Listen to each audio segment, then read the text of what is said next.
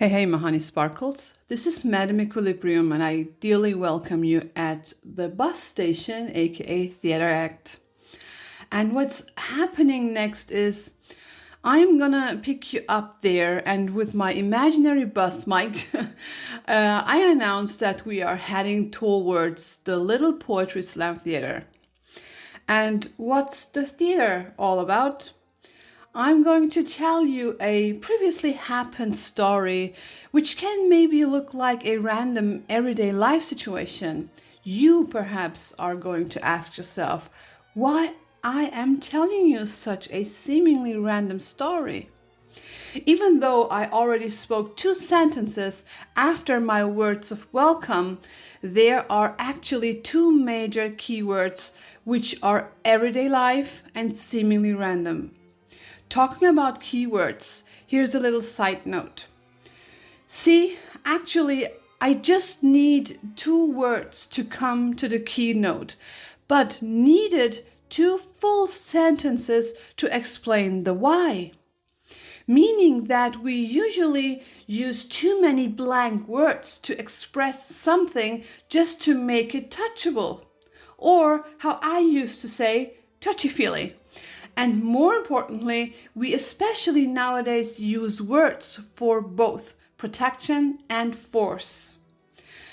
Why? Well, we have the feeling or tense need for more words nowadays because of the fast changing dense energies we have to overcome on a daily basis. The complexity and the tension I am talking about just make us all hyper-protective and hypersensitive towards any kind of words and actions. Remember not to forget we are still in the year of the fire horse, and we all, and now without exceptions, feel the energy pressure on us, crazily vibrating within us. And these energies need to be somehow released. Because if they stuck within a vessel, doesn't matter what kind of vessel, they grow to a life-threatening bomb and will literally explode one way or another. Unfortunately, not everyone has the capacity to handle those kinds of energies, which we commonly witness in our everyday lives as random aggressiveness towards each other and everything and nothing. And the seeming randomness about that following story is the key why I decided to share that everyday life theater act moment with you. And I, on purpose, call it theater act because I want to create some ease into that tense story, which hopefully helps you to see it as a shared moment of wisdom, instead of being angry and annoyed about it or even scared of it, okay? So, if you find yourself in such a momentum, you hopefully have the chance to approach the situation with ease and confidence by knowing that you, of course, can do something without any aggression, okay? But by using your given pristine energies for the higher collective good. Now, enough of the introduction. Let's watch the theater act without attachments, but in ease and confidence. Okay? Then let's go. Just recently, I witnessed, let's say, a destructive real-life theater act. I sat in a bus and was just minding my business, aka dwelled in everything and nothing. As the bus came closer to one of the stations, I felt something dense, which I, to be honest, firstly ignored because such sensations regularly happen. But the density got more and more nasty, even dirty, the closer we came to this specific station. And as soon as the door opened up, those energies literally immediately sloshed in, even though I didn't see the source yet. But the view changed very fast as the person, let's call her AG, aggressively barged into that bus by simultaneously and sneakingly bumping muddy energy onto that elderly lady with a health condition. The elderly lady, let's call her Della, however, who obviously had a cold, wore a protection mask in the bus, which was reason enough for that other sneaky person, AG, to keep mocking Lady Della with a malicious muttering from afar, just because Della wore a mask. It was so malicious that Dela recognized that something is going on with that sneaky person, AG, but you could see on her face that she wondered about what's actually happening and she didn't understand any word. Thank goodness. And this is why I, for example, didn't say something physically, but I observed the situation and was ready to jump in if necessary. Because yet Lady Della did not get hurt because of the fact that she didn't understand anything what AG was maliciously bubbling. But as if this wasn't enough mocking, AG simultaneously kept mocking other people with instinct gestures and mimics as well, just like that. Sorry, even the way of her chewing her gum with a wide open mouth and her hectic use of her mobile got more and more aggressive, that literally no one could miss at least her intense chomping. You could literally witness that AG definitely didn't have a clue at all how to handle her dense, aggressive and destructive energy. Instead, she tried to spread it all around by desperately trying to either find a defensive victim who she can bump on or a fight companion. While mainly observing AG's energy, I felt an ever-growing tense, but at first glance seemingly more silent energy nearby, searching for likewise, let's say, purgatory-wise energies, so to speak, to connect. Since I was observing AG's energies, I energetically checked on this new energy and recognized another woman, let's call her Avon, who straight away kept staring into the eyes of three middle-aged beautiful women who sat on the seats for the disabled people. At first sight, you couldn't see any disabilities in those three sweet women, as it is mostly the case, by the way. So don't judge people, my sparkles, okay? There were beautiful women already talking about their common societal problems in the matter of having seemingly unseen disabilities.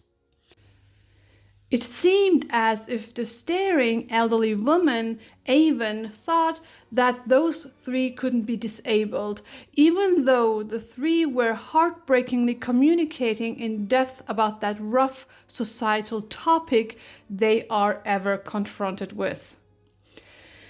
By the way, side info, the aggressive one, AG, who repeatedly changed her seat, sat at some point back to back right behind the three women.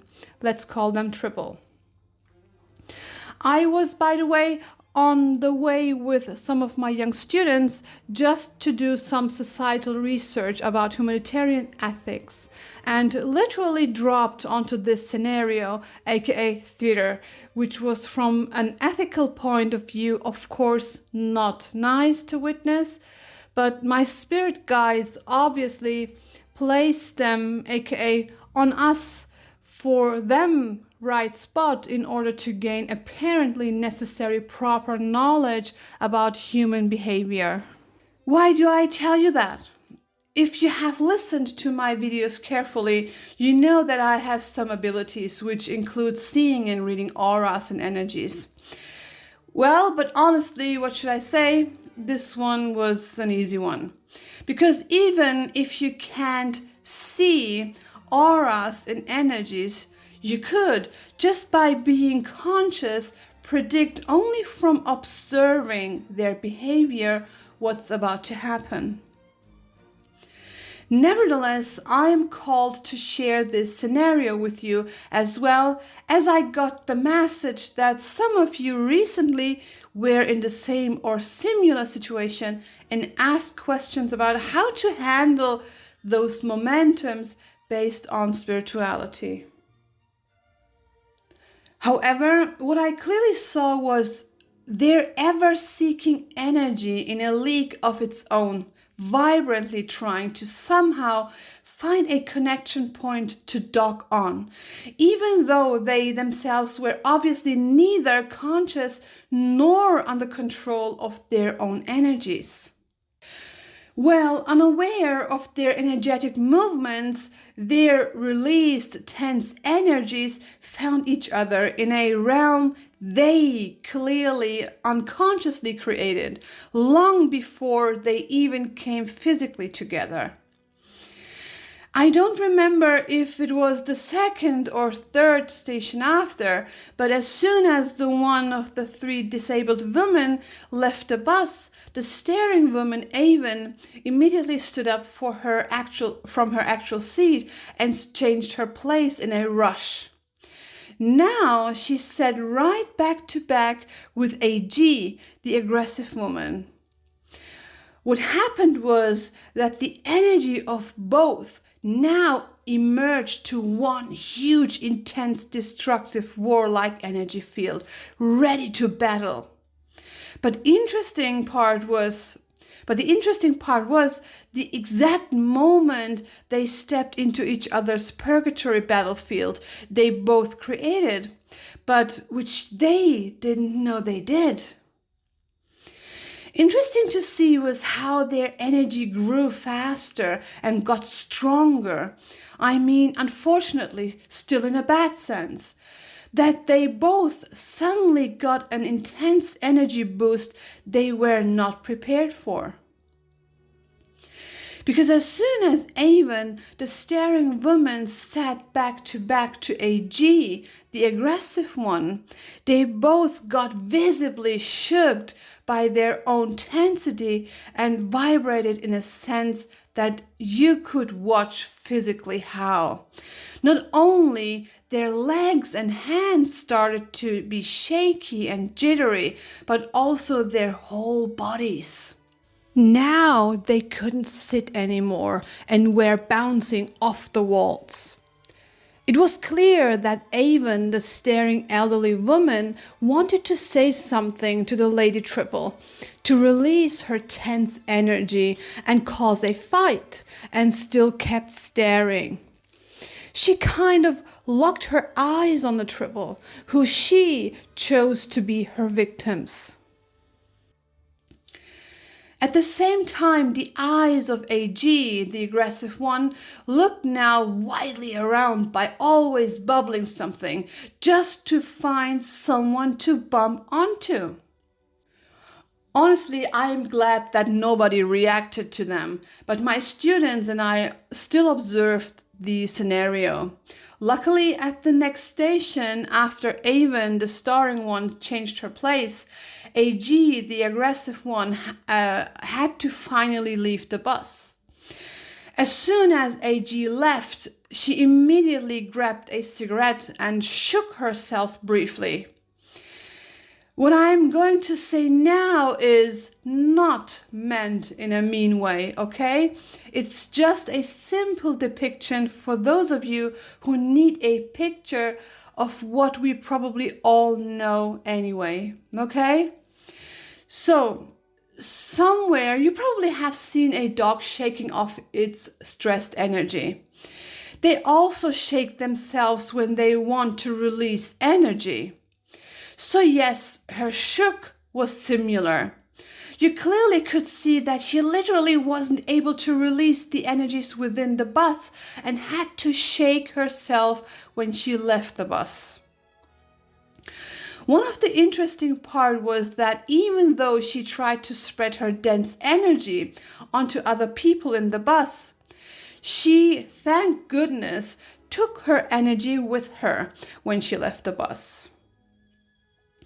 Such a phenomena is always clear evidence that it was just and about herself only.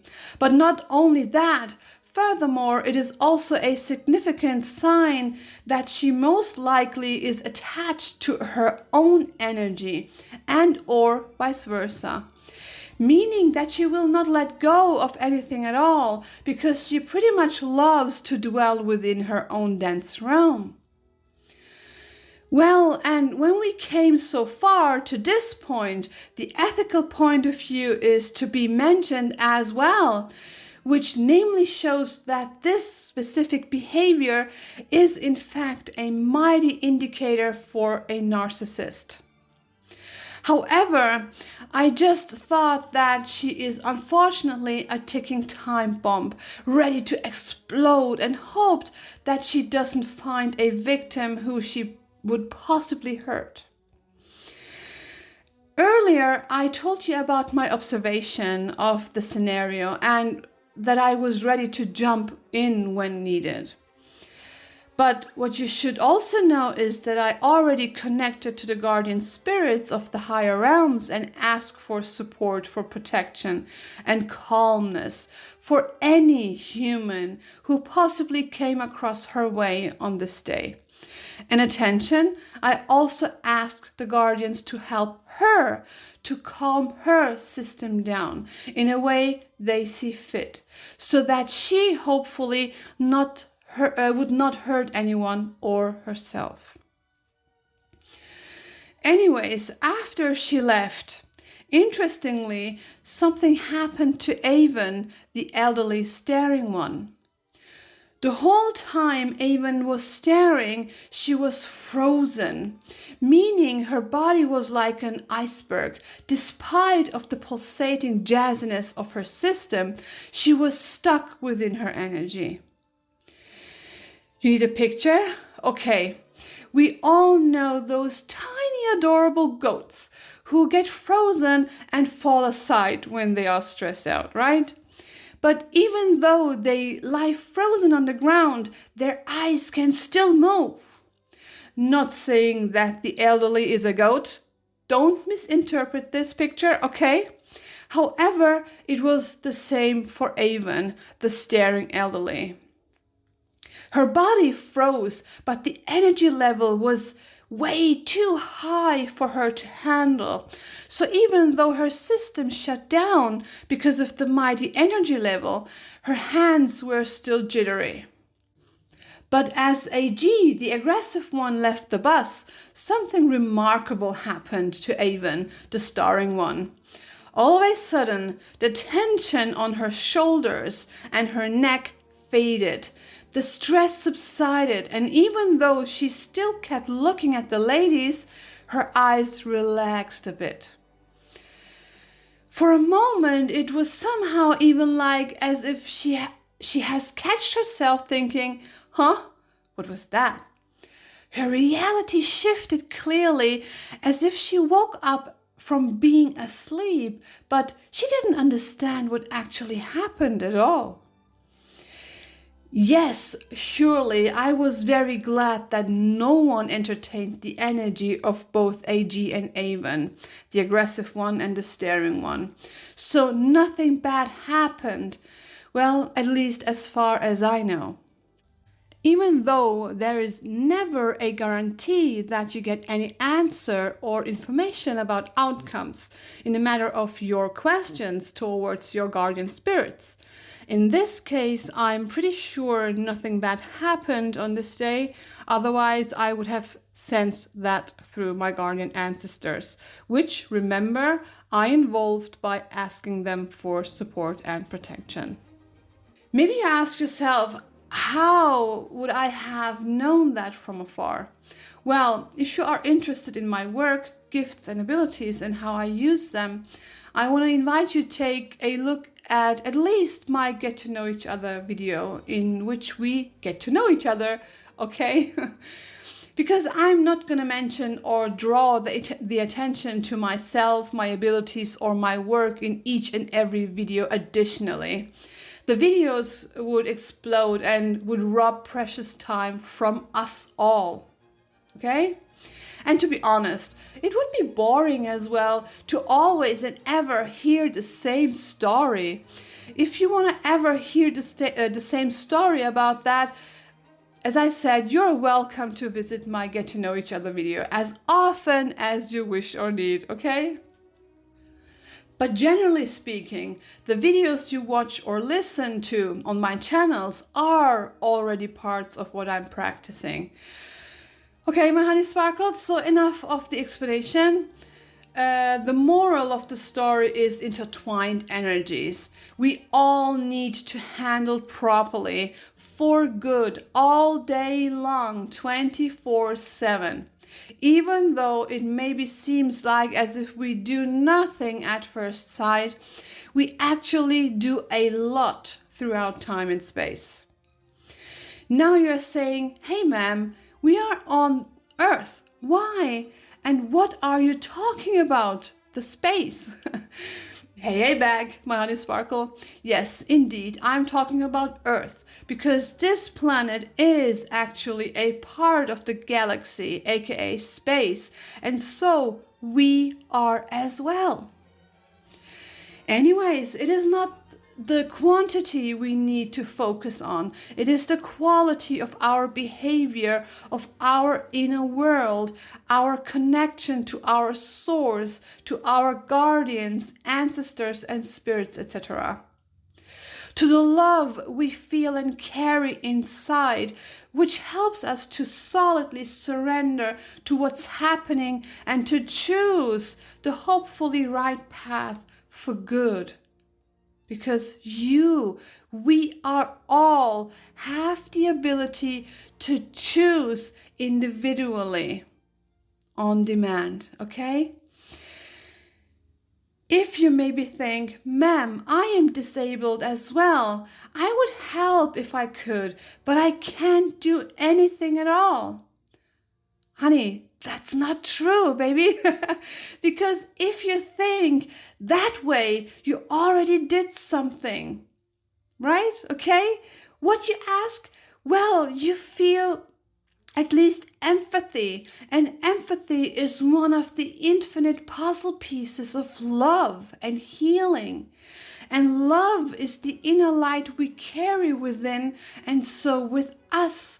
And with light and love, however, we nurture our connected divine, beautifully colored gardens. And yeah, this goes on, my honey sparkles, because by nurturing our colorful gardens individually, we not only do something for and everything what's connected to love, into our common matrix, aka synaptic network for good. We all, each and every individual soul, do profit from that beautiful garden in a way they need, because we are ever connected. See, you never know if your very specific individual way of nurturing the pristine gardens is going to be urgently or desperately needed. Yes, you understood right. Exactly, your very way can be the ultimate solution, help, or even healing for another being. Not forgetting to mention that the same is true for the other way around, because someone else could implant something into our common pristine gardens that could probably be beneficial to your healing process as well. And you know what? I am gonna close up this translation by handing you over a little side note. First of all, yes, every being interprets love differently. For every being, love has another meaning. And this variety is actually wonderful, because this means that every being has the chance to heal just by being understood on the same level, on the same love level, so to speak. Because that what we call love is not just about humans only. No, no, no. When we talk about love, this could be without acceptance any existing being at all. We are highly sophisticated, pristine beings holding mighty celestial power and abilities which are able to be called forth from on demand when we are consciously aware of them and use them mindfully on the foundation of love, truth, and empathy. Meaning, love is not only for humans. No, definitely not. Love is a purely transparent as well as transcommunicative, pristine sensation. All existence is connected with through the infinite times. Even if maybe some aren't aware, but they truly are. We all indeed are. In this sense, stay equilibrium, my honey sparkles. Bye bye. Love you lots.